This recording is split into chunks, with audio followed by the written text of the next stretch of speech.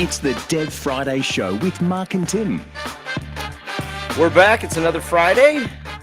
Friday. We were both here early, yet somehow I still had to pause it because I had forgotten to record. You had forgotten to record. I hadn't changed this show title.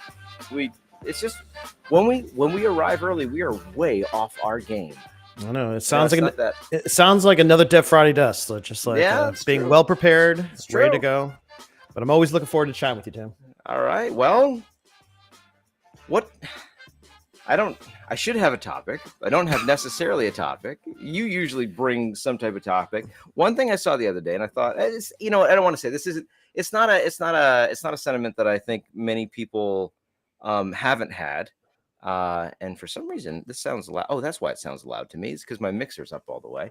I more than one person has had this sentiment, but I saw a couple people post something to the effect of, because we joke about like, is AI going to take our jobs, right? Hey, eventually. I mean, it's going to take Mark's jobs because basically you can just say, Chat GPT, explain college to me like you're a professor and I'm a student, and then there goes Mark's job, right? Tim, that's how that goes. Tim, as a professional academic, I cannot look forward to the time when ChatGPT replaces me. That's just because you're looking for another job. And I'm actively, when I'm talking to ChatGPT, I'm actively encouraging it.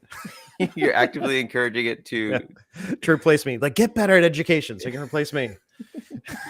Here's some content I wrote. I'm going to help train you so people don't have to bug me with these questions. But though what I saw was, it's not so much that we're going to, like, is your job going to be replaced by AI? But no, what it's going to be is your job's going to be replaced by someone who knows how to use AI. Right. Mm-hmm. And the other sentiment was like, if you're a company that's not even looking at how to use AI, it's like not looking at some of the technologies of the past, right? And not leveraging them. Now, if you somehow think you're a startup that's going to make all your money on AI, you're probably wrong, because guess what? The biggest players in the market, I mean, Microsoft's partnering now with OpenAI and ChatGPT. What are we going to see? Are we going to see? We're going to see, what we're going to see, Mark? We're going to see the next, again, this is not unique. This is not novel. I'm sure it has been said many, many times. We're going to see the next version of Microsoft Clippy, right? It's going to be like, you wrote this paragraph and ChatGPT is going to be like, hey, can I help you sound a little bit more intelligent there, maybe? Or you seem like you're struggling to describe this. Have you thought about that? So, yeah, that'll probably happen sooner than you say. I don't know if you saw like the latest Windows 11 update, because I think because you have that little search feature in the taskbar now in Windows 11. Right. I think Microsoft's totally planning to integrate their kind of version of ChatGPT into that. So that's going to happen probably within a year. We're going to have a little like bot or little box that's going to pop up and saying, how are you feeling today? Can I help you with anything? And just to type into it. Was that Microsoft Cordova? What was they had their little virtual, like they wanted to combat with Siri, and then I know that was down in the search bar, but it seems like that's fallen out of favor. As a Windows user, I don't even pay attention to that stuff.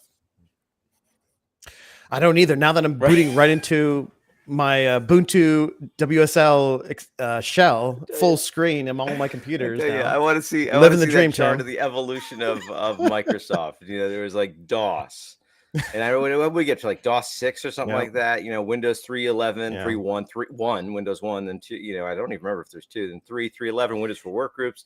This, Windows 7, and all that kind of stuff. And then we get to 11, and then we get Windows on Linux or Linux on Windows, and boot right into the shell. We've come all the way back. And it's pretty interesting and surreal, because the thing about the way I have this set up, I don't see the taskbar anymore too, unless you hit like the start key on the keyboard to trigger the start bar to do like a search or to bring up your start bar menu. But unless you don't do that, the taskbar is totally hidden. You can still do Alt Tab, and actually it's close to the way I had Pop OS set up. If like you have Pop OS set up too, where you purposely hide the taskbar. You don't want to see that. You're just searching and finding and running your apps. That's how I run it. Yeah, and then doing like your Alt Tab to switch between apps or switch between desktops. So I've pretty much have the exact same setup now in Windows. What's pretty odd to me is like I don't have it hidden in Windows. In Windows, I want to see the start button. I want to see the application bar. I don't know why. I just do. Well, you can. Well, if you run Tmux, Tim, you could have a little status bar. You could see the time. You could see what applications you're running in a little bar that's at the bottom of the screen. You could recreate that with Tmux. Oh, you're just saying because you have it launched full screen, you don't even see it. Okay, no, Yeah. I got Yeah. you. I got you. Yeah. Yeah, because you can also hide it, and I was No, never but it's one to interesting hide it. if I use it, because usually when you move the cursor around, you move the cursor down to the bottom of the screen, the taskbar pop up. When you go full screen on Windows Terminal, it doesn't do that anymore. You're all in. It's So immersive terminal. I know, it's like amazing. So I have the hardware compatibility of Windows, so my computer does not freeze or crash when I'm trying to stream a Zoom session or record an audio session with you. But I still can do pretty much an Ubuntu Linux command prompt, so I can run my Tmux, my Linux, or my Vim, I should say, and it's got it great. running. Yeah, but thinking about AI, Tim, I know that you did you had a tweet storm. What? This morning last night I put last together. night? It went out this morning, and it was just I was saying, because I think I may be wrong, and again I feel like I want to be a little careful here because I don't want this podcast to become two developers talking about what they think AI might be, because they haven't really dug into it much, but they have plenty of opinions and thoughts. And we keep circling back to this. But... Well, going back to what you initially said, I think it is really important for developers to really think about this and honestly just embrace it, because I think what you just said about there's going to be the divide. People who are comfortable or embrace it or know how to use it in their jobs, and those who don't. I think this is going to be the next digital divide, where if you don't really fully understand how to utilize this in your job, because you're just saying, I don't want to do it, I want to do everything, it's not my thing, and you're late to the party, it will start to affect you. Well, one of my daughter's teachers, because she does some online classes, his perspective of like ChatGPT, because he's shown done some things with the kids and shown them how he's using it, because he even took something that he tried. It was because it's her chemistry teacher, a chemistry concept he was trying to explain, basically passed it to ChatGPT and was like, hey, can you explain this better? And it wrote a better paragraph, and he's like, all right, there you go. But thinking of it from an education standpoint, how there's plenty of those in education that don't want this, but it's just his perspective is it's basically just a calculator, right? You get to the point where you can use the calculator if you understand what you're doing, and you can use it well. But I wonder, because she uses a calculator for her chemistry class, obviously, his expectation is though that she understands what she's doing and what equations and what operations she has to do to figure it out. He doesn't care whether she can do the math right or not, because we have a machine to do this. But the truth is, if she took one of the questions off of the test, pasted in the ChatGPT, she wouldn't need the calculator, and she might be able to say to her teacher, I mean, it's just a calculator, right? Because it passes like most of the bar exam, or most of the bar exams. I think education is really, really interesting. That's why I said I hope that eventually it's going to replace me, because in the end, because I'm all about education. That's why I'm a teacher, right? I loved every day. I love learning. But you see it replacing it. You don't have to go to a teacher to do that. You can learn, and it's close, because almost every day I'm curious about how good it's going to get, because I say, okay, teach me Go. I'm just going to go in the prompt in ChatGPT, say, teach me. I want to learn how to program in Go. So it does a good kind of introductory, kind of, this is how you get started with it. This is what the code looks like. It does a good kind of introduction, but then it kind of leaves it at that. It doesn't like lead you into the next thing. So I think there are going to be some interesting educational products built around this, with like that it can, around maybe certain topics that can kind of do some like pre-prompting in a sense, and kind of walk the user through like the process of like, okay, you learn this, now learn this, now learn this, now learn this. And ChatGPT will do that if you give it the right prompts in the right order. And it gives you good information, but it's just a matter of like, it won't lead you to the next thing. So once it gets there, then yes, education will be totally revolutionized in a sense where like you won't really need a teacher anymore, because it'll just kind of walk you through. The ChatGPT will be your teacher. It's not there yet. I'm curious. I wonder if they're holding that part back, like the whole leading. Maybe like they kind of say, okay, you learn this, now learn this. All ChatGPT is what I want to say. It's a service on top of the model that they've built and trained. And you see other services like the one I invited you to last night, right? That'll actually go crawl and analyze and then try to use that. All right. Let's talk about this. I don't even know. I kind of saw it. I follow the people that are building this. Well, I need some background. Okay, you invited me to this new groupthink, Is that what it is? groupthink.com. I don't even know. Yes, it's well. That was the first thing I noticed about it. I'm not like, thrilled with the name.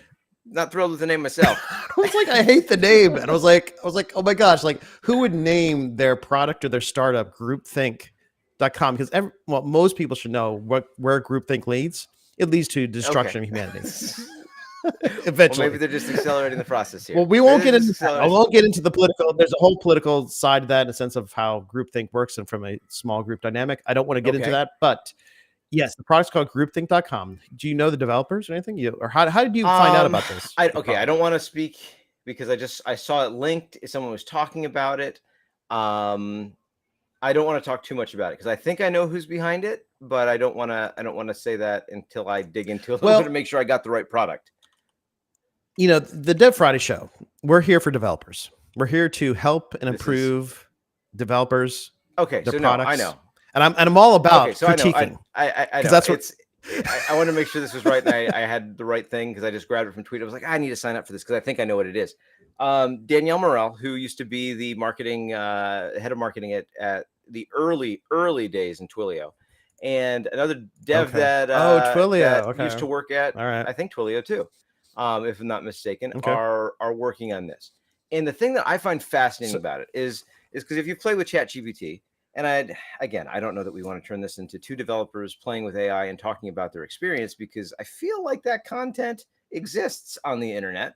But like even last night I was playing with a little bit. I don't know if any other devs use something called Plant UML. So it's a way to mark up UML style diagrams, and I use it a lot for sequence diagrams where I have to explain. Okay, we've got a phone call coming in. It hits this server. And then that hits this web server and says, what do I do with it? And the web server says, here's some instructions. Then that processes it and show how the call might transfer, might be put into a conference. We explain how things are going with a sequence diagram. And you could draw it like with some type of visual editor, right? Like you've got things like Glyphy is a diagramming, software. You could do it with probably Miro. You could do it with Figma. Things like Glyphy tend to have predisposed elements that are good for diagramming. But I use Plant UML because I can just type it and I can say, hey, this arrow that, which means, there's a message that goes this way. And here's the text. And it just generates this thing, which is easy to read. I love it.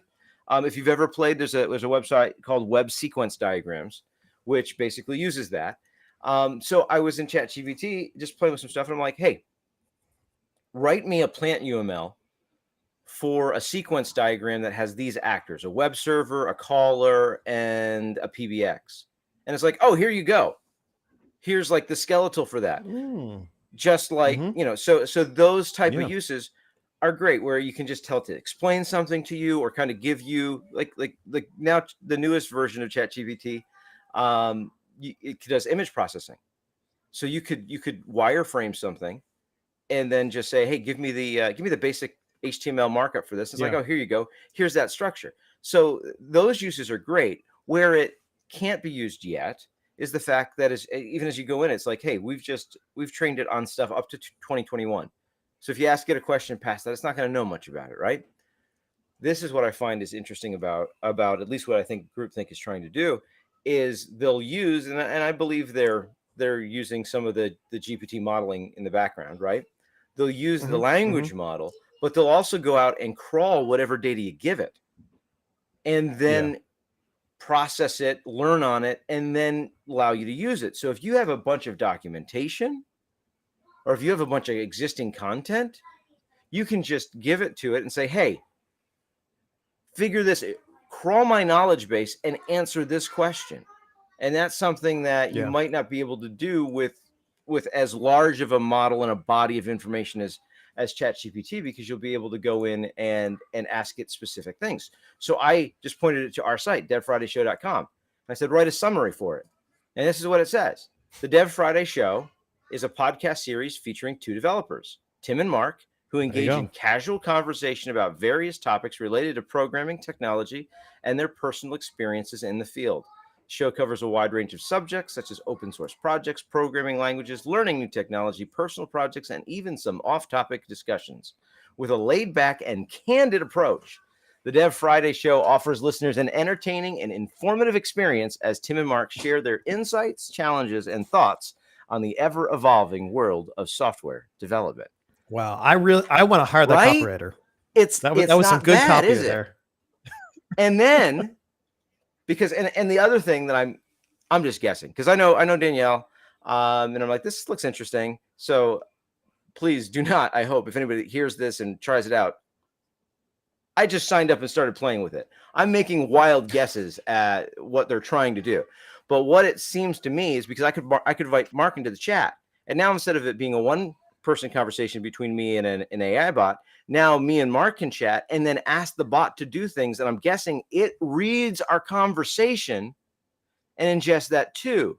Because that's one of the values of the conversational aspect that ChatGPT has brought out is when I say, hey, give me this plant UML that has these 3 actors. And it does. And I'm like, oh, that's great. But now and I can just follow up and say, these are changes I want to make. And it has that very human interaction where it's maybe like I'm talking to somebody who knows how to do a thing I don't know how to do. I may be able to understand the output. I'm like, oh, I see what that is. Okay, can you change it this way? Can you change it that way? And they're like, yeah, I'm the domain expert. I can change it those ways because I have the information.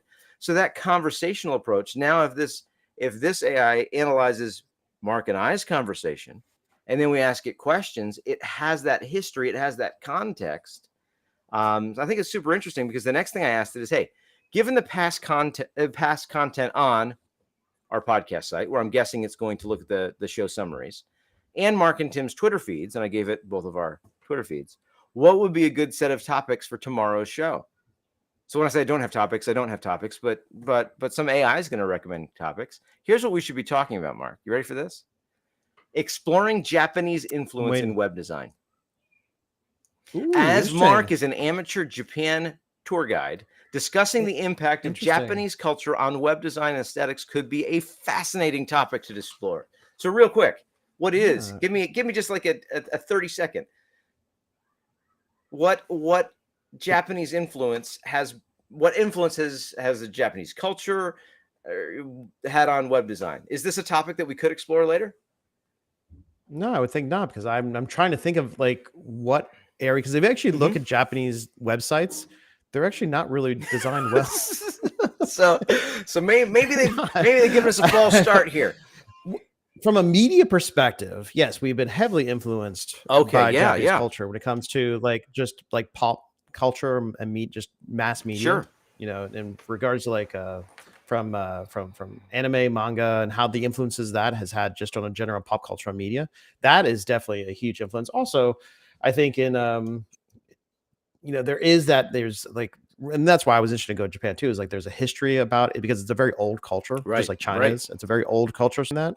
And because the US, we're only a couple hundred years old, right? So we're not like that, not that old of a country, but countries they like have Japan, houses China, over there older than our they've country. been around for thousands of years, and so they have a good amount of history. There's a lot of that built in that I think we do kind of wonder about and think about when it comes to how our culture compares to that. So I think there's a lot of interesting things. But from a design perspective, and I've thought about this too, I look at Japanese design and I'm like, I don't know, especially not quite following it. Well, because I'm all about when it comes to composition of, let's say, a page, whether that page is on a website or if it's on a magazine ad or something like that. Think about the composition of the text with the images, and think about the layout and the visual hierarchy. And look at that on Japanese design with the if you're looking at the kanji or the kanji of the actual language, the characters that are on the page and how that looks with the design. It's I don't know. It just kind of, it looks very, I don't know. It's lacking a lot when it comes to the layout and the design, when it comes to how the from a visual design perspective. So I actually have some issues with that, because I remember one of the first times I went over to Japan, I visited some of their schools and looked at some of the designs, the artwork. They were actually, from an artwork perspective, they're really, really good. But from a design marketing perspective, I think there's a lot to be. Even though it's interesting, you got me on this whole tangent now. Now I'm thinking about great. Oh my gosh. all we've done is ask this question and all of this information. This is fascinating. Like my mind immediately when we talk about now I can connect it. Okay, the one Okay. influence that we have from a media perspective, that from a design perspective, is the characterization. They're really good from their mascots, their characters that they create, because every brand has a mascot. You know, a small little cartoon character that represents that brand. That then that's super. I didn't know that. So it's not like a logo. It's you humanize it or not that, but like make it make it a fun little fun little character that they can kind of represent that brand with. And they're really, really big about that. Every single thing, even like townships have their own character. Wow. Like cities, townships, or just small little districts, or even like the I don't know, the plumbing, the utility services, they have their own, like the fire company has their own character that they use within a logo. And they really, they really done. And then they get these characters to walk around the street and to, meet people. And there's like that. So that branding perspective, thinking about characters, how that could use to kind of be visualized an organization or a brand or just a small group. We definitely adopt that. And I think that's something that's definitely carried over, but that they're to tie it together. Are you saying like Microsoft Clippy is a westernization of Japan's characterization of a concept and a mascot type thing? Yeah. So yeah, I don't know. Oh, geez. Now you got me on the whole. That was like my first thought when it comes to at least a Japanese influence on software development, not web design, but software development, is a lot of the manufacturing concepts, the lean manufacturing that then gets is basically repurposed as agile in software development. So I find that interesting. Also Ruby. Oh yeah, that's right. I forgot about that. Yeah, the creator of Ruby was Japanese. Yeah, came from Japan. Yeah. Well, that was interesting. I don't know. We'll have to ask the listeners if that was interesting, but I thought it was interesting. So there's an interesting topic. Next one was easy. We're not even going to go here. API development best practices. That was the next one. Tim's expertise in API and platform development. Tim, you just have to open your mouth and you just best practices. Emit best practices when it comes to APIs. Pitfalls and tips for creating efficient and scalable APIs. It's filling in some blanks there that I'm not sure I'm ready to fill in, but I was loving some of these. Did you even read these, or did you just go in and start trying to get the chat bot to say things? There were so many tweets. You didn't even scroll up. I didn't read everything. Here's the other topic. I love, and this one's going to be, I think, fascinating again. The role of theater in team building. You ready for this? With Mark's background as an award-winning theater actor, it matters what we say in our Twitter profiles, apparently. Discussing the role of theater in fostering collaboration, communication, and creativity within development teams would be an interesting topic. Wow. Go, Mark. Let's go for this one. Wow. Okay. Yeah, because I put that because I was into theater in high school. Right. So in high school, I was super. And I don't have it on my profile, but I mean, we know that And what the reason I put it there, I'm trying to make a meme of myself by being very expressive with my Twitter profile. Very good. Yeah. Yeah. Oh, it's going to get even better with some stuff from mine, but yeah. But that's interesting. Yeah. Because I never thought about it that way, because I was thinking about my time in the theater. One of the things that was great about it was relationships and working together with my friends. Because you have to play off each other, right? Yeah. Like you could be a great actor and I could be flat as a board. And it doesn't matter how convincing you are. It's not convincing because of me, right? But you take that and look at software development. Software development, this is one of the things that when I pitch, oh man, I'm going to have to do it. Sorry, I'm going to have to do it. Here you go. Well, and also the discount code is in the corner. That's one of the benefits. This is when I pitch why it's important for dev teams. Oh my gosh. It's not. So if you want to get together as a dev team, a conference is a great place to do it. You can go to PHP Tech. You've missed the early bird, but let me tell you, use that QR code in the corner. You'll get a discount that is the equivalent of what the early bird gave you. Just FYI. But no, one of the reasons why I talk about that being important, it's not so much the conference. The conference is good because of continuing education, things like that. But dev teams, for some reason, at least from what I've seen, like to at least have some face-to-face interaction. And I think it's because we play off each other all the time. Yeah. I'm not just doing my job and passing it to you. I am using the code you wrote. So how you wrote it impacts how I can collaborate with it and what I can write on top of it. So similar to two actors, you play off each other. And the one other thing I liked about too is think about from a play or musical perspective, like what you're trying to produce. You're trying basically it's one huge project. Yeah, you're all trying to work Right. towards Right. the actual performance, the actual entertaining people. So you're trying to all have this single goal in mind, and you're working towards it. And that's super super interesting. Now, wow, I just feel enlightened the fact of like I didn't thought about my acting days in high school in many years, but yes, it does play into the kind of how we can develop relationships and how we work together. And that as developers, we need that because yeah, if you can't work, if you're a developer and if you just are used to just working down in your basement, which apparently that's what I do now when I'm not teaching, and you don't work with other people, then it does become a huge disconnect. I know you can create relationships and connections online, and if you're an open source, you can definitely make some commits and make some pushes and relationships there. But just actually the collaboration of working through a problem or a project, with another person in the same room, there's a huge asset to that, to actually be able to communicate and be able to work with other people, other developers. Yeah, this to me is fascinating too. Like this was the topic, and it actually has things that are interesting.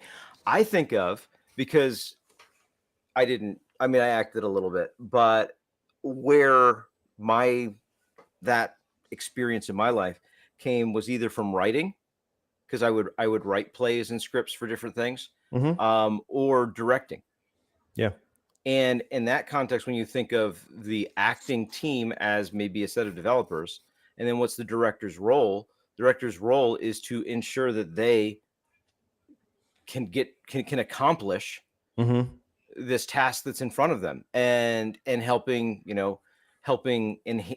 highlight the strengths of or not the actors. I'm crossing both metaphors, right? Like highlight the strengths and help boost the weaknesses, and figure out how you can pair people in such a way that that they together make themselves better than the individual parts. So there's a lot. That's an interesting thing to think about, isn't it, Mark? It's crazy. The AI is making me reflect on my life, is making me understand where have I gotten to, both how far I've gotten and so how little I've gotten to in my life.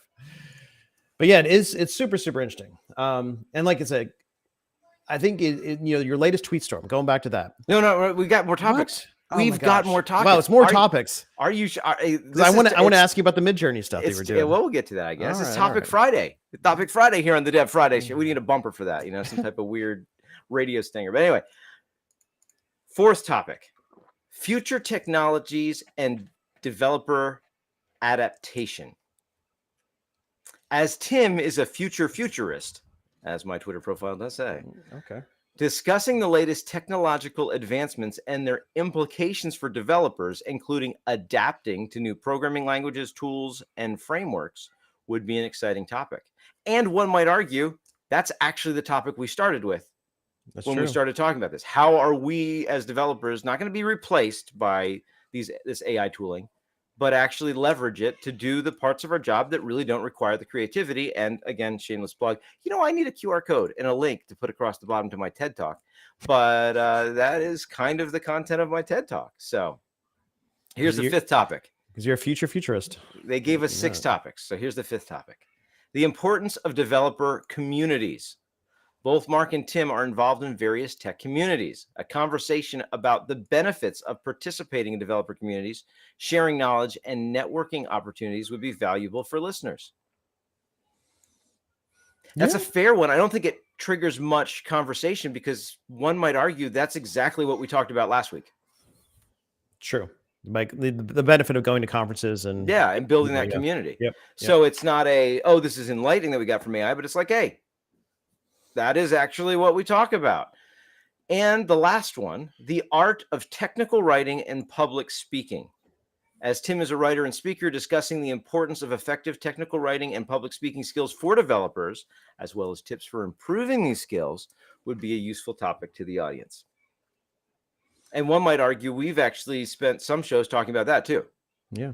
So that's pretty, I thought it was pretty fascinating. So, Tim, I think this could really spawn a new project for you. I don't need a new project. I've got so many projects that I want to do. I can't even. Because wouldn't it be nice? Because this is actually this is something that I guess I've thought about, but as you reading back, the show topics were created by AI just by reading our profiles, like what our Twitter profiles. That was okay. That was based our off website. I told it to use the Dev Friday show. So the content, the past and our content Twitter there. profiles were connected on there, so that's why. No, and I said and the Twitter feeds, Oh, and I okay. gave both your and my Twitter feeds. What's interesting, this may be worthwhile. I also asked it then after that. I said, can you focus that topic list more around recent tweets? So what I'm wondering is that can you make a system once you upload the audio file, it'll then transcript that, and AI has to. Oh yeah, get the transcription better. We automatically feed the transcript into the AI. It gives us a summarized chapterization, and also honestly could rewrite our show for us so that somebody better than me could do another podcast based on our podcast and do a better show. Well, what we could do. Oh, this is fascinating. This is fascinating. If we have a transcript that then can be and that's what's so there's some interesting things there that I think I may be wrong. AI people tell me if I'm wrong. I think you need to be a little bit tuned to understand the timestamps and the dual conversation, because you'd almost want to give it two feeds with timestamps, so it could be like, I know this person said this. Yeah, you want to give it what is actually a transcript format, which shows one person said this, one person said that. You know where the time is, so when overlapping conversations happened, so you can kind of derive some things from that. Then do the chapterization, reduce it to a summary, and almost we could say do a shortened version, and then we could feed that to those silly cartoon things. You know, when they remember how they the famous one is like MongoDB is web scale, right? Like and people and we could just create avatars of our own and have the 10-minute summary of the Dev Friday show, which would just be what AI said is a shorter version. It's like, the too long didn't read version. Right there it is. And we would have digital characters ourselves. Just reduce it to what people actually want to hear, so they don't have to wade through us blathering for an hour and just get the good parts. I like it. This is fast. We'll do this quick. And you remember that BBC guy where he's doing his video feed and like his toddler walks in the room chased by another toddler, chased by his wife? That's what's happening right now. I don't know what has happened, but my not quite 2-year-old is up here and she's doing something. It sounds like she's trying to, I don't know, build something behind me. We'll see. So I'm not sure how that one's going to end. It's not too disruptive from my point of view, so I think we're okay. It's not bad. It's not bad. You can't see him behind me, but like that. But that was one of the best pandemic videos to come out was him trying to deal with that. But here's what it suggested based on our recent tweets: the impact of remote work, and I'll just give the titles, not the whole paragraphs. The impact of remote work on software development, Web3 and decentralized technologies, the role of no-code, low-code platforms in modern development, balancing technical debt and feature development, and the evolution of JavaScript and TypeScript. Yeah. It said Tim recently liked a tweet about TypeScript. I don't even remember liking tweet. I don't like tweets. So, but anyway, and then I said, these are great, but can we limit it to just the tweets from the last 2 weeks? And for that, it said the benefits and challenges of serverless computing, the role of continuous integration and continuous deployment and software development based on some tweets of yours, the impact of remote work on developer well-being, and the ethics of facial recognition technology. Did you recently tweet about that? That was a long time ago. I did. I think it was when a news came out about China or something like that. I think I tweeted something about like their facial recognition software or technology and how we're actually going to start embracing that, or we already are. Yeah. So, well, there you go. Yep. So I tried to get it to do a summary of the video, but it can't watch YouTube videos. So this was all done within the groupthink.com. Yeah, I just kept asking it. And I think if you add some context and we talk about some show ideas, we may be able to then tell the responses. The responses are very good. I would say the design of the website definitely needs some work. If there's ever need for a UI UX designer to help improve the interface, I think they could definitely utilize that. But it's interesting too. You said I agree that my first, and I haven't dug into it, but my first feel like with the UI is like I'm not sure how things are organized exactly. And when I invited you in, I don't know what I invited you into. I don't know how much you have access to. like I don't have a good feel about that, but it's super interesting. And I cannot look at that logo but not think Hydra. You know, but you know what Hydra is in the Marvel universe. I know. And like with the groupthink name, I'm not sure. I mean, but that's the one thing we should be using AI for, right? Like, here, this is what my platform is. Give me a good name. Give me a good logo, right? Give me a good mascot from Japan, right, Mark? Yeah.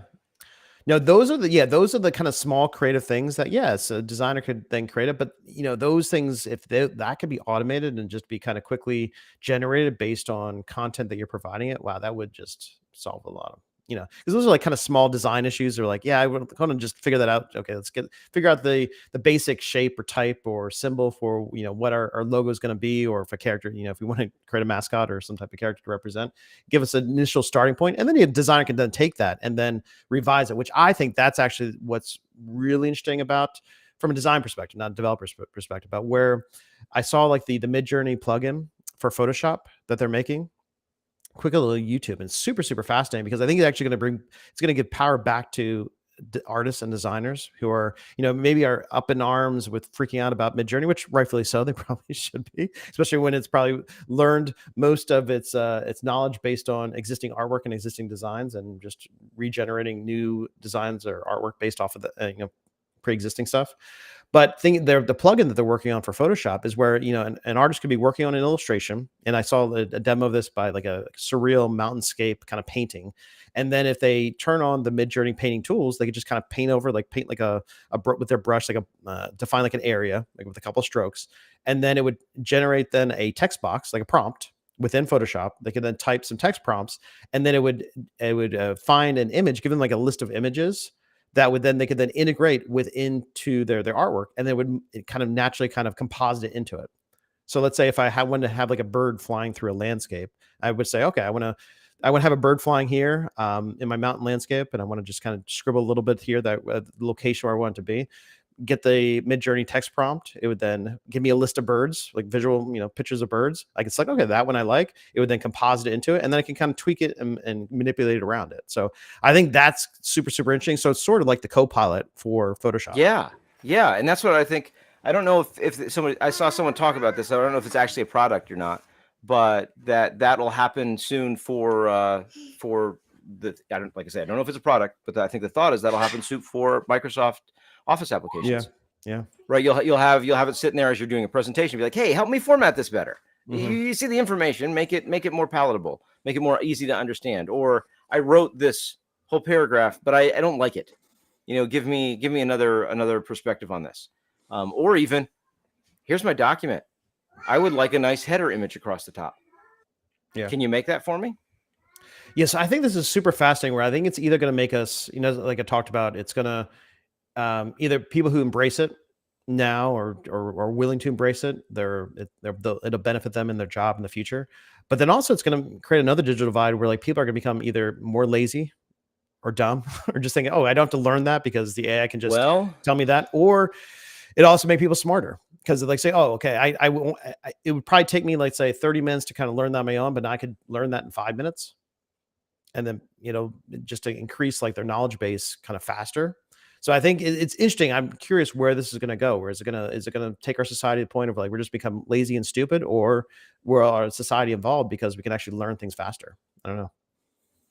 Yeah, I think one of the things to be really like, and we've touched on this before. We've talked about it before, like the thought of, oh, we use the predictive text or the next thing that our software recommends to us, right? Because as we're typing, they're like, oh, you probably mean this. Oh yeah, I'll just finish with that.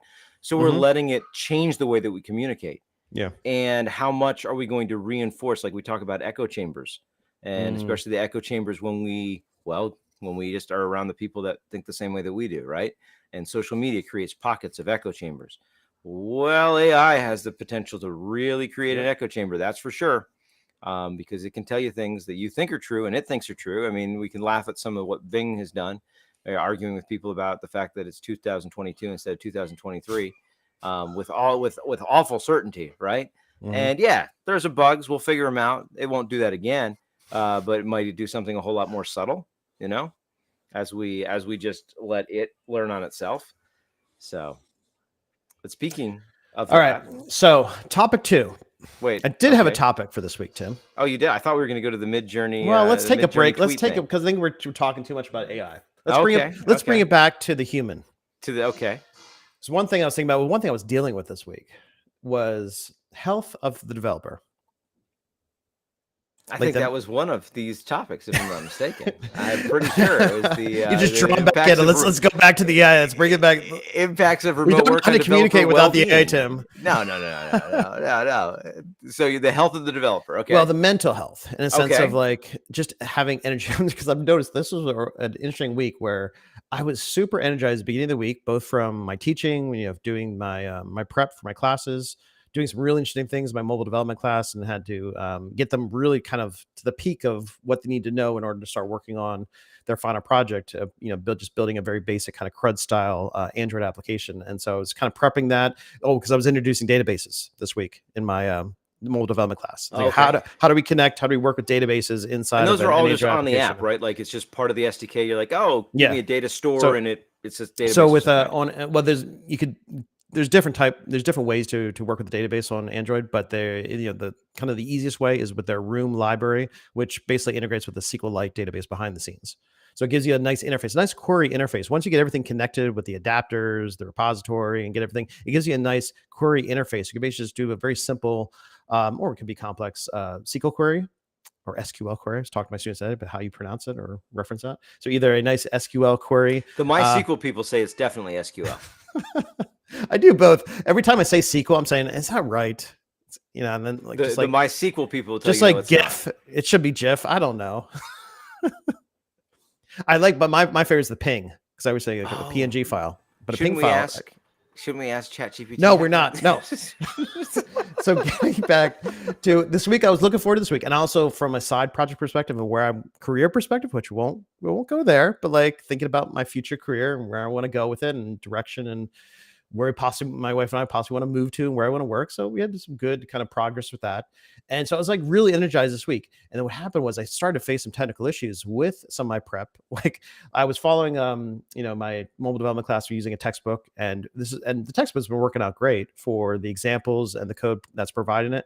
For some reason, in this database week, importing or pre-populating the data with an existing database that was provided by the author was not working. I think it might have been a versioning issue or something with it. I could not get it to work, and so I pretty much lost a day trying to figure this out and trying to force to get this the ability to import this database in. So I just threw that away and just did my own thing and just said, okay, if we want to pre-populate a database with some existing data with the search statements, this is how we can do it within Android Studio. But then what also was happening was I was getting like between 4 to 5 hours of sleep a night. And also what I'm also finding as I get older, I'm actually becoming more of a morning person where I'm waking up earlier by default, which I don't know why that is. Usually I would just be able to sleep into like 9 o'clock, just like I did this morning because I stayed up late last night again without even thinking. But then thinking, okay, I want to get an earlier start today. So I've been waking up at like 6 o'clock or even before 6 o'clock, like pretty frequently every day now. And if I go to bed at 1 o'clock, 2 o'clock, that doesn't really work out. And you have some mental issues to start develop. So what I was starting to see, especially after Wednesday into Thursday, I was starting to see, wow, I have no problem when I'm in class. I actually think myself as a good communicator. When I'm not on the show, Tim, I feel I can actually communicate. Right? But just not when you're on the show. Well, we do this in the morning. So I'm still waking up. But the fact of like, I usually think, okay, I can communicate to a class. I started to find myself when I was lecturing. I was like, wow, do I even know what I'm saying? Started like rambling and just not being clear, just not feeling confident in what I was saying. Right. And what I finally realized yesterday, I was like, wow, it's just because I just not get enough sleep. And I feel like as the older I get, I feel like, okay, my brain is maybe getting a little bit older. Do those all-night coding. It can't recover. Yeah. Right. So, which I used to love that. Like I said, I love like getting in the flow. And if I would work into the night, just do it and just kind of, I love that process. But like, now I'm like force myself, like, don't get on the computer at like past 10 o'clock. Because if I do that, then my mind can be running. I'll stay up late and then it just becomes an issue. So I wanted to ask you, have you ever kind of had times in your life or just like from like a either mental health or just physical health, you feel like, okay, I got to like not kind of watch myself when it comes to how much I focus on or work on when it comes to, your daily job or your development?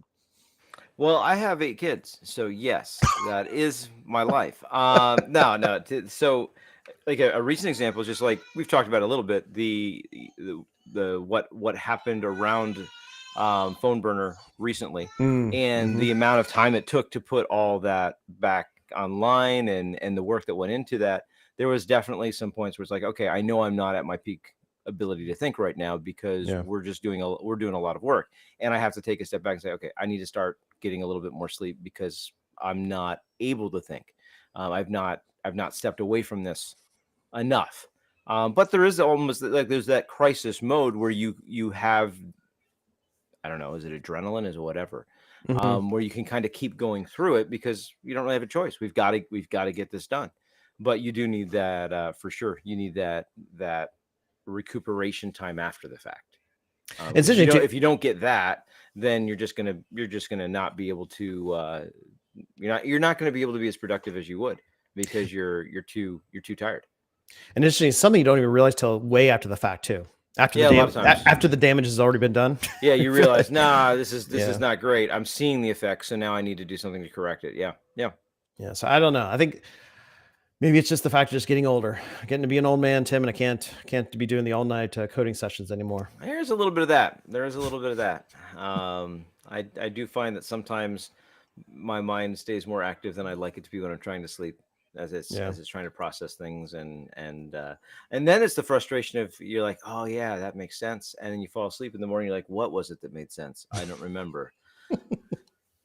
But I thought I had something figured out, and now it's gone. So that's what I was dealing with this week, because I thought I had a pretty good week, pretty good productive week, at least the start of the week, and then it kind of was a slow kind of deterioration of that as the week went on. So and that I know that happened to me, like when we were doing long hours getting everything running again. There were times where I'd be having conversations, and like you said, like I think generally speaking I can communicate rather well, and I'd just be like, I don't even know what to say.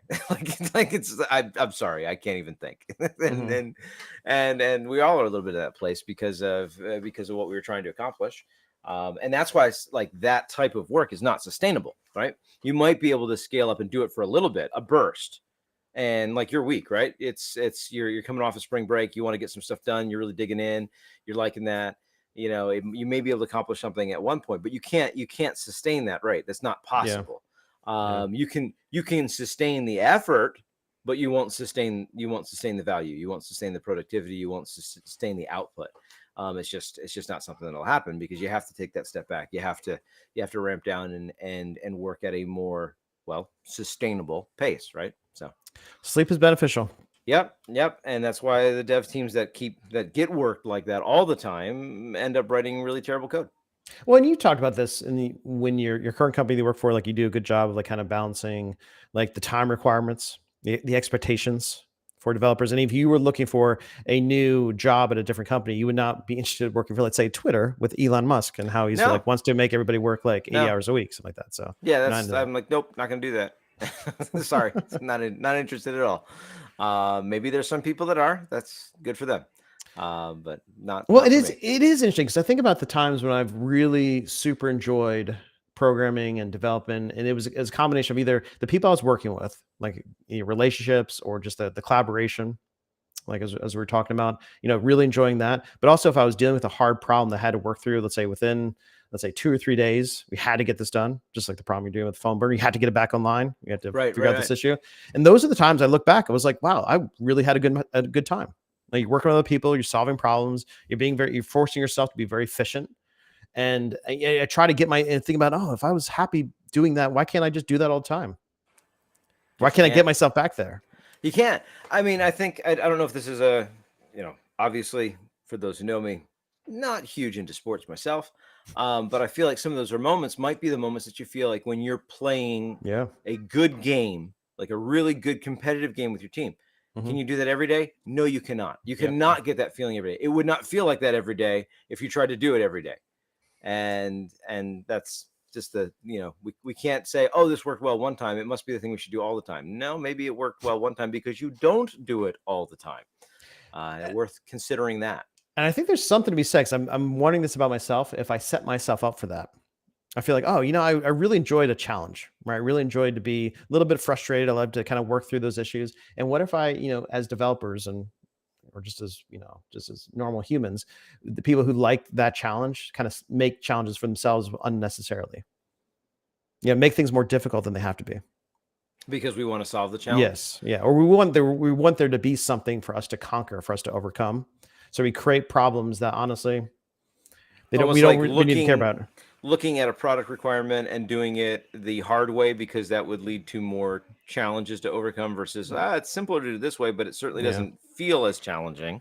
Yeah. Or just to overthinking in general, and just kind of like, just because it just makes it just more difficult rather than just kind of just letting it, like I said, getting back in the flow, just letting it kind of flow and kind of work and kind of working through the current issues that you have and kind of dealing with what's on your plate, instead of like trying to create new issues that wouldn't this be interesting to kind of solve or kind of deal with, right?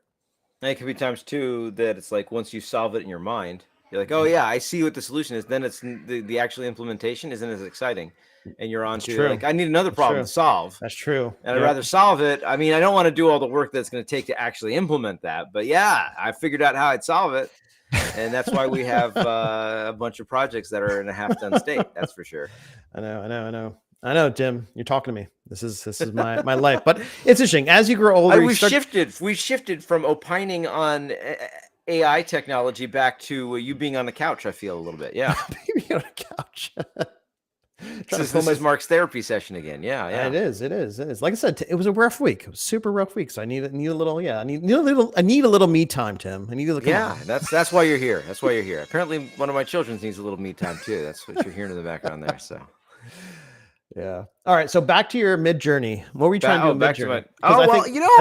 I think people, when they listen to the show, they're going to check your Twitter feed out, because we're talking about Twitter. Well, we've been talking about Twitter, so they're going to all these mid-journey tweets about mid-journey. Yeah. So here was my thought. I think recently ChatGPT just was able to analyze images. So you could give it an image and say, hey, describe this to me, or tell me what's going on here, or ask it information, or like some people are doing a wireframe that they then say, turn this into a website.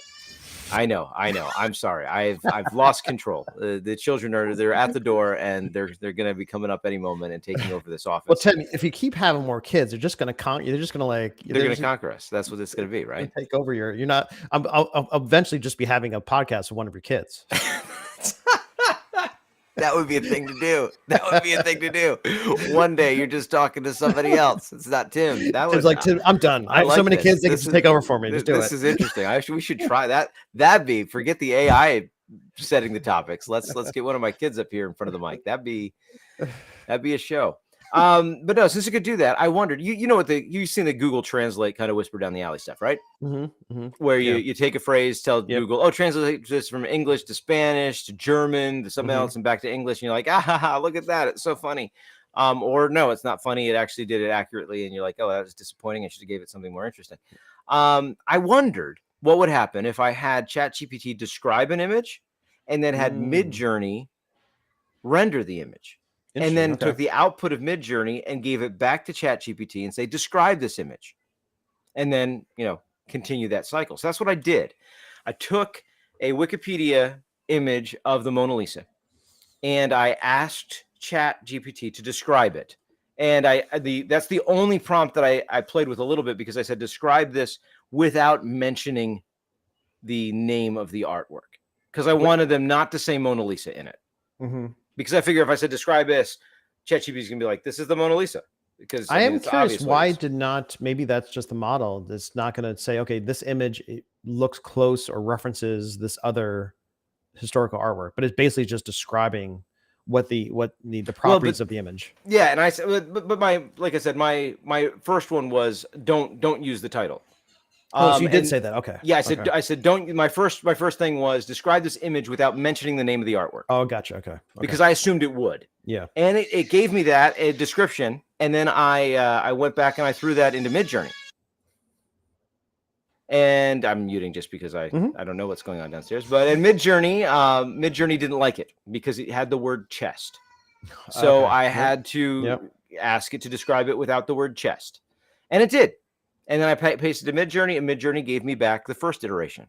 And then I took that upscaled the first image, because Midjourney, if you've played with Midjourney, gives you 4 reference images. I always upscaled the first, so I wasn't introducing any of my own bias or trying to push it to change what it was doing too much. And the first one looked, kind of similar, like in context and concept. Mhm. And then I asked ChatGPT to describe it. And what I have in the Twitter thread is then after that was all done, I took each description and I put it in a diff program, so I could see what it was changing. And it was kind of fascinating to see what was changing as it started to talk about the lighting, as it started to talk about the different colors. And sometimes it just made wild guesses.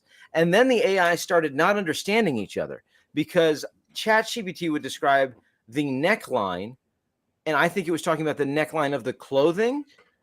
So were you taking each image coming out of Midjourney at each iteration? Were you plugging it back into put it back into every ChatGPT, single time? Okay. Yep, and say, and just the simple prompt of describe this image. Yeah. And ChatGPT would start talking about things like I think it'd talk about the now I'm trying to find it in this thing. It would talk about the neckline. And I think it was talking about, I think the cut of the clothing, but I'm pretty sure Midjourney understood that to be of the face, kind of, and interpreted some of these prompts in different ways. And you can see a couple iterations. It's like, all right, it has a similar feel to an old master painting, right? And then all of a sudden there was one jump, and I'm like, what happened here? And we introduced a lot of difference. And Midjourney went a completely different direction, and then ChatGPT went a completely different direction. And it was kind of fascinating because they start adding all this detail that it's like, what you described before, I had somebody else basically paint. Now you're finding different detail, and we're emphasizing different things. And if you look at that, if you look at the feed, you'll see my first tweet shows the first, the Mona Lisa, and then the 16th iteration. I found it fascinating. What I plan on doing is, my children are fascinated with Midjourney. And I have one child who writes me the weirdest prompts in the world. And she I'm looking for it in my pocket. I think I have it in my pocket. Maybe I don't. Oh no, I'm just gonna have to be someplace else. I'll have to find them again. Like the weirdest prompts, like a rooster walking its pet pig, who's dressed like a chihuahua, and they're both eating tacos. And I'm like, this is bizarre. Yeah. What in the world? And so I feel like I'm gonna feed that to Midjourney, and then ask ChatGPT to describe that, and then start that cycle and see what happens there. I'm interested in seeing when it's not something that is as describable, maybe I don't know if this is the word I'm looking for, as the Mona Lisa, but something that's just more bizarre and has multiple things going on, and seeing how they kind of what ChatGPT pulls out, and then what Midjourney does with what ChatGPT pulls out. So I'm interested to see what happens there. Have your kids done anything with doing some initial sketches, like some drawings, and then feeding that into? They have not. I have. Yeah. I've played with Midjourney, and before I ran this experiment, it was like I was out of my free credits on Midjourney, so I had to actually sign up. So I'll probably be trying to use it for a couple other things. but I have the thought of taking a lot of the illustrations I've used for past presentation, just batching them up and feeding them to Midjourney, and say, now I'm going to describe something I want you to draw for me, and hoping that it has the same look and feel as what I've done in the past. And I think that's where the real power is. Because I think everybody in the media, everybody's just talking, you can just type in with these prompts and it'll just automatically generate it. But if you give the creative power back to the actual individual, and saying, yes, if you start off with a wireframe, like you mentioned in the beginning, right? ChatGPT, now if you give it a wireframe, it'll then give you a mock-up from an HTML, CSS perspective of what that page is going to look like. But give it an initial sketch or an idea visually, and then have that process that and give variations on that. That's really super exciting. And that's kind of like what I used to do. So I work with an illustrator, and I would describe something, and my wife would kind of sketch a little bit because she's much better at that than I. And then we give it to the illustrator, and he'd illustrate it.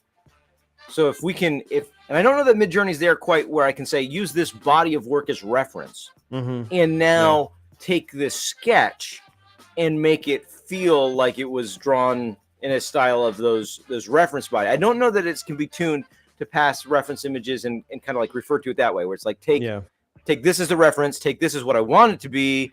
I think it just kind of uses them all as reference. So, but getting there would be great, right? If you could say, use this style, and let me draw a couple stick figures and make this scene for me. I know. So, and we'll see where that leads. Exciting times. I'm looking forward to our next show when it could be automatically produced by the AI, Tim. Because there you go. Well, I guess that's the question. So if you're a listener, and if I get this up in time for someone to comment on something about this, hit us up on Twitter. Tell us, what AI should we use to generate what part of next week's show? And what it should be topics? You want a commercial? You want me to read a commercial? I've obviously done plenty of that. So figure that out for next week. Oh, don't forget about the discount code, Tim. Got to put the discount code up. Should I put the discount code? Now Mark's on board. Mark's on board with the discount code. There you go. There's your discount code. If you want to see me in person, go to PHP Tech.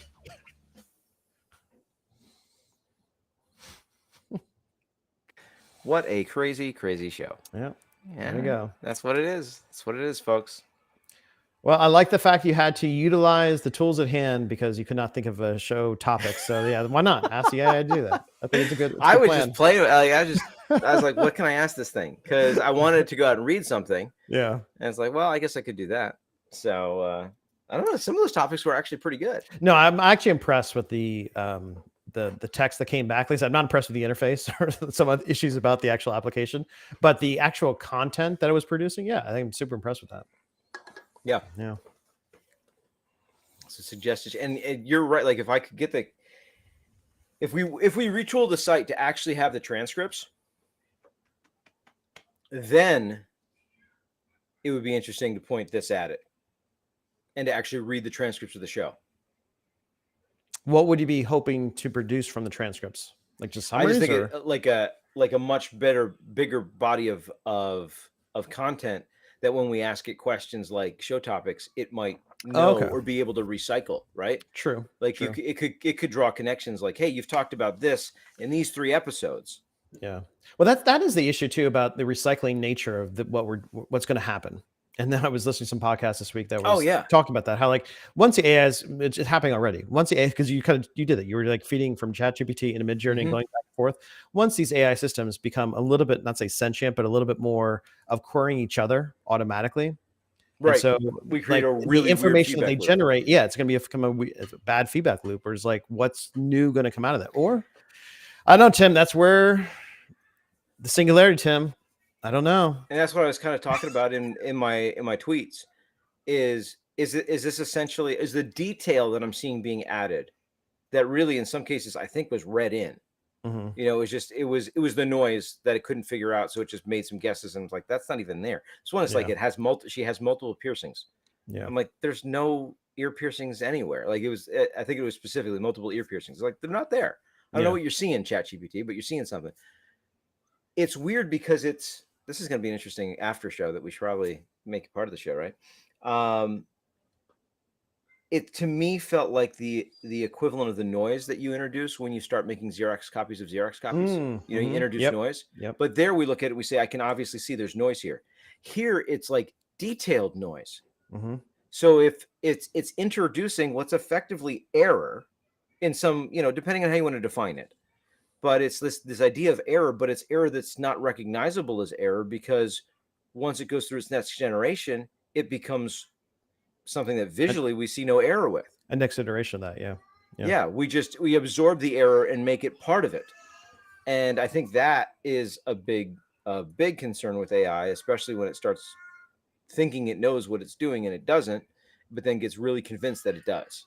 I thought it was interesting. I heard somebody describe how we were thinking about how the singularity would happen, where eventually we would have to merge with AI or computers, whatever, get it plugged into our head and become, make the AI physically a part of us. But interesting how people are looking at it now, which makes sense. Like once we can't decipher, like say if we see a website or page or content or video or TV show, if that was fully, at this point we cannot know if that was created by humans or if that was created by the AI. At that point, then the singularities happen. Because once the content can be creatively produced based on previous work, and if it does it in such a way where like it looks so good, like a human produced it, then yeah, that'll be kind of an interesting time. Which I don't know if that will happen because, like I said, the recycling nature of this, right? Is it true creativity? Yeah, but then we would challenge the fact is a lot of what humans call creativity, is that true creativity? I mean, because we look at something like, well, that is what we would call a formula show. You know, it's like it's the same thing every time. Well, everything that we do also is based on past experiences. You know, so like everything, the choices we make, you know, things we talk about is based on our knowledge and our past experiences. You know, and we iterate ourselves in a sense, like in what we think and what we do. That's how we be creative, but we're creative based on past experiences. So I don't know. It's an interesting thing. And I think it's not as amazing as some people think it is in terms of technological advancement. You know, it's not where like you see it, you're like, oh, is it become sentient? No, it's not. No, I know it's still from that's why I think people are trying to also, I think in technology, trying to pull away from like let's stop talking about as AI. It's still just machine learning. It's generative. It's generative. Right. It's a generative process, but it's just based on machine learning. It's not sentient that whole AI. Sufficiently advanced technology can't discern from magic, or sufficiently advanced machine learning is hard to it's what is it? You can't distinguish it from magic, right? It's hard to distinguish sufficiently advanced machine learning from what might be better called actual artificial intelligence. Yeah, like and real artificial. And the more you use, because I have been using ChatGPT a lot for a lot of my just kind of Blackboard copy. You pay for it? Yeah, I do. Because I was using some, and also I got annoyed by saying, okay, if I want to use it during a certain time and block me out there, so like I paid the extra, what, I don't know, $20 a month, which I feel is a little. I like the Copilot pricing. A little high, yeah. $20 feels a little bit, I don't know, pricey for the state. I don't know how long they'll keep the $10 mid journey, but like that felt right for the state that it's at now, because it's not perfect, and honestly from an interface standpoint, ChatGPT lacks a lot from an application standpoint. Oh yeah. You can see your previous threads, but there's no more management other than that. So it's kind of really, really lacking. So I think for $20, it's kind of pricey. I think the $10 I pay for Copilot, I think it's fine. Initially, I was like, oh, that kind of feels like a lot, but then the value that I get from that, as in just the single line auto completions as I'm kind of coding and the speed that it can produce, also from teaching when I'm trying to demo something and it can just remember what I'm trying to, that I probably typed in before, just remember the context that I'm working in. It's super, super nice. But ChatGPT I've been using a lot for just generating just general copy that I basically give it like a paragraph and then say, rewrite this, maybe add like an additional paragraph top of this or summarize this, whatever. So for those use cases, it's really good. But also I kind of find the more you use it, the responses are very, very similar. Right. So it has like the language I wondered that if uses. I was getting into that. I wondered if I was, because I was asking the same thread. Yeah, so to make it this image, if it was just being like, oh, I've described these other images so this way. What I've been finding though, it's really, really good for that first kind of responses. So if let's say I ask it, okay, give me a paragraph based on this, and this. If I like it, that's good. But let's say if I said, okay, revise it, change it here. But then I find, okay, I'll just take that initial paragraph and I'll rework it myself. So I feel like it's really, really good for just generating that first initial version. But then you still have to go and you have to tweak it and modify either with what you're doing with giving it additional prompts or just copy paste in text, putting the editor, and then changing it yourself. Gotcha. Yeah. So much content that should have been on the show. I know. So Tim, we should just do a 2-hour show. Oh boy. we have the time for that.